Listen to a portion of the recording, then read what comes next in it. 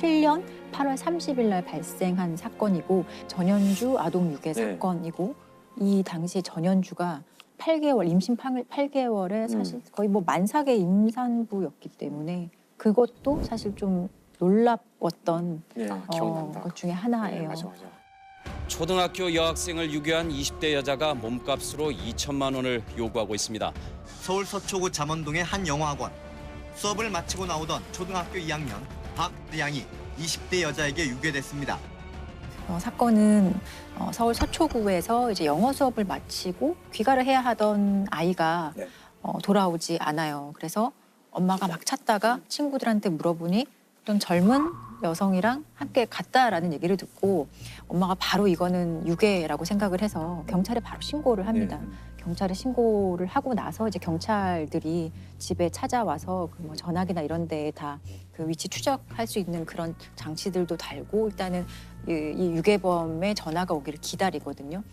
그러니까 실종 3시간 만에 이제 첫 번째 전화가 옵니다. 여보세요? 잘 있어요.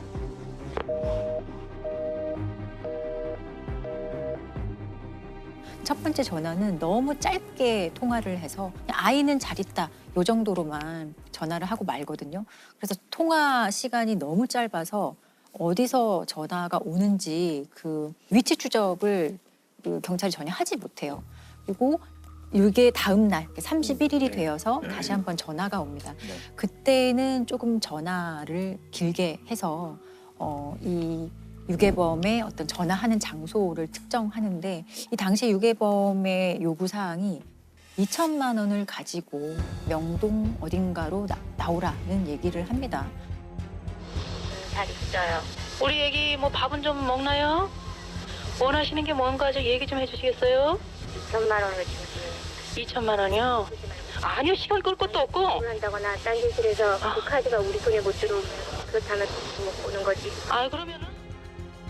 어디서 전화를 했는지 발신 추적을 했더니 명동에 있는 한 공중전화에서 발신 이력이 있다라고 해서 그 공중전화를 사실 거의 떼가서 거기에 있는 지문까지 채취를 하는 식으로 열심히 노력을 하거든요. 이 당시만 해도 아직 이게 공개 수사가 되기 전이에요. 그래서 사회적으로 사람들은 다 몰랐던 상황이고 그래서 이제 공중전화 인근에 있던 시민들에게 인상착의를 물었는데 시민들이 키가 작은 젊은 여성이었다 이런 얘기를 합니다.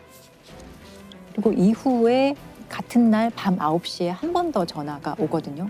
그날 전화에서도 다시 똑같은 얘기를 합니다. 2천만 원을 가지고 어디로 오라라고 얘기를 하고 근데 이미 명동에서 발신된 이력이 있기 때문에 형사들이 명동에 이미 가 있었거든요. 그래서 전화를 통화하는 동안에 이 발신의 위치를 확인을 하거든요. 그러니까 명동의 한 카페에서 전화가 걸려왔다는 걸 확인하고 전화를 거의 하는과 동시에 경찰들이 그 현장 카페에 막 올라가요. 출입문도 하나밖에 없었고 출입문도 이제 봉쇄를 하고 현장의 카페 안에 있던 사람들을 이제 다 확인을 하는데 당시에 13명이 있었고 12명의 여성과 뭐 1명의 남성이 있었다고 하거든요. 그중에 특히나 이 전현주는 당시에 임신을 하고 있었는데 누가 봐도 임신부의 모습이기 때문에 지금 너무 내가 놀라서 너희가 이렇게 경찰이 들이닥쳐서 출입문도 봉쇄하고 사람들을 막 조사하니 아이가 너무 막 놀라서 내가 바로 병원을 가봐야겠다 이런 식으로 해서 현장을 자꾸 나가려고 해요. 근데 막 사람들도 주변에서 임신부가 저러니까 내보내줘야 하는 거 아니야 라고 생각을 했고 경찰도 사실은 딱히 특별한 용의점이 없기 때문에 결국 이 임신부 여성의 그 지문만 채취하고 그냥 돌려보내줬고요. 나머지 현장에 있던 사람들도 간단한 신분 조회와 지문 채취만 한 후에 이제 그 카페에서 이제 나갈 수 있게 해줬습니다. 그렇게 좀 사건은 일단 종료가 되고 결국 범인 검거는 못한 거예요. 비공개 수사 기간 동안. 그래서 실종된 지 5일 만에 경찰이 이제 공개 수사로 전환을 하고 공개 수사로 전환을 하자마자 정말 전 국민적인 관심과 또 이 피해자가 살던 지역에서 거의 모든 동네 사람들이 나와서 막 찾고 또 인터뷰도 하고 각종 제보도 막 쏟아지기 시작을 하거든요.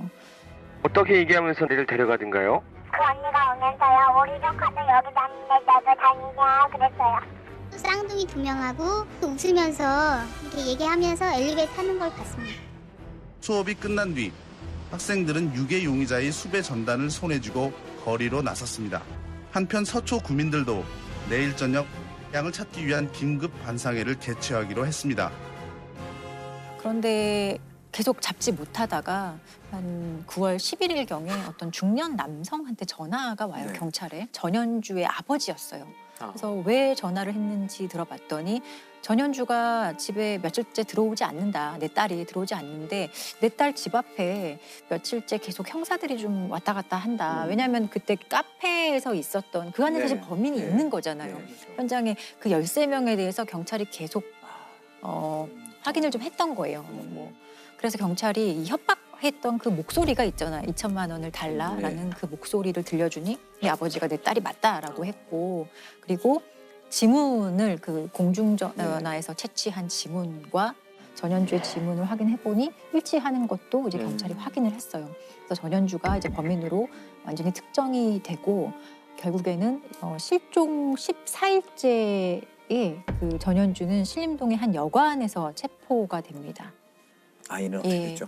아이는 안타깝게도 유괴를 해간 당일에 이미 목 졸라 살해했던 걸로 밝혀졌어요. 이후에 집에 전화하면서 돈을 요구했을 때도 이미 아이는 세상에 없었던 상황이거든요. 오늘 검거된 방대양 유괴 용의자 중 한 명인 전현주 씨가 지금 서초경찰서로 압송되고 있습니다. 경찰은 전 씨가 일단 1,000여만 원의 카드비 때문에 신결동집이 차압당한 적이 있는 데다 지난 1일까지 값으로 껴있던 300여만 원의 카드빚을 갚지 못해 범행을 저지른 것으로 일단 보고 있습니다. 오늘 오후 12시 30분쯤 서울 사당동 51살 이모 씨의 2층 건물 지하실에서 방향은 싸늘한 시신으로 발견됐습니다. 양은 목이 졸려 숨진 듯 목지 위에 상처가 있었고 입과 코에는 청색 테이프가 붙여져 있었습니다. 아니 실종 14일째면은 흔히 말하는 골든타임을 놓친 거 아닌가요? 네, 실종 사건의 골든타임은 3시간이에요. 3시간 이내의 아이를 찾으면 생존 확률이 75%이지만 그 시간 안에 찾지 못하면 사실 사건도 장기화되고 아이가 살아있을 확률이 현저하게 확 떨어지는 거라고 하거든요.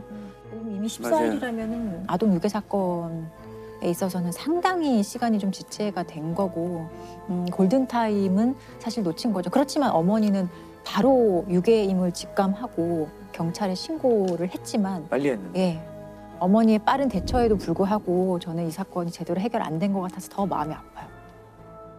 부모의 제보로 범인을 알았다라고 되게 아이러니하네요.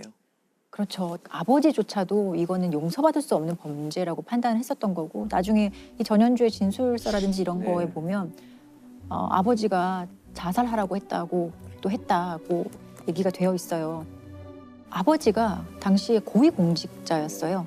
예, 꽤나 괜찮은 집안에서 유복하게 자라왔던 사람이고 외국 유학도 갔다 오고 다시 귀국해서 환경도 나쁘지 않았어요. 문예창작과에 새로 대학을 가서 자기가 하고 싶은 것도 하면서 그렇게 살아왔고 그 과정에서 당시 남편을 만났다고 해요. 남편을 만났는데 이제 극단을 운영하고 그런 것도 별로 수입이 좋지 않고 극단도 좀 운영 상태가 안 좋고 재정 상태가 좀 열악해졌고 전현주 본인도 좀 낭비벽과 사치가 좀 심했다고 해요. 그러다 보니 빚이 생겨났고 이 빚을 해결하기 위해서 아이를 유괴해야겠다. 그리고 당시에 이 아이가 세련된 옷차림을 하고 있었기 때문에 저 아이를 유괴하면 내가 원하는 정도의 돈은 받을 수 있지 않을까라는 말도 안 되는 판단을 한 거죠.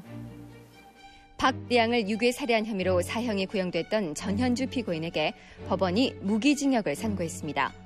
서울지방법원 형사합의 21부는 8살짜리 어린이를 유인해 목졸라 살해하고서도 아직 살아있는 양 피해자의 어머니에게 돈을 요구한 피고인의 행위는 죄질이 무겁다고 밝히고 전 피고인에게 무기징역을 선고했습니다.